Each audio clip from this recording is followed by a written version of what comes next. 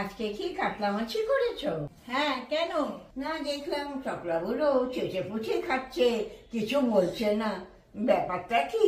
না না, মাছটা তো একটু অন্যরকম ভাবে করেছি, সেই জন্যই খাচ্ছে তোমার টাকলা বুড়ো। সে তো বুঝতেই পারছি, তা অন্যরকম কিভাবে করেছো? এই তো ঠাম্মা, প্রথমে লঙ্কা আর পেঁয়াজটাকে বেটে নেবো। এবার টক দইয়ের মধ্যে 8-10টা কাজু বাদাম দিয়েও বেটে নিয়েছি। এবার মাছের গায়ে গন্ধরাজ লেবু একটু জেস্ট, সামান্য একটু রস আর নুন মাখিয়ে নেবো। মাছগুলোকে এবার ভেজে নেবো।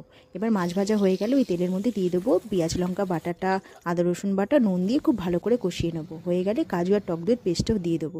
এবার ভালো মতন কষানো হয়ে গেলে মশলা দেওয়া জল দিয়ে ফুটতে দেবো। গ্রেভিটা রেডি হয়ে গেছে, তার মধ্যে দিয়ে দেবো গন্ধরাজ লেবুর রস আর সামান্য একটু চিনি। এবার মাছগুলোকে দিয়ে 7 থেকে 8 মিনিট ফুটতে দেবো। ব্যাস, সালি রেডি হয়ে যাবে গন্ধরাজ কাতলা।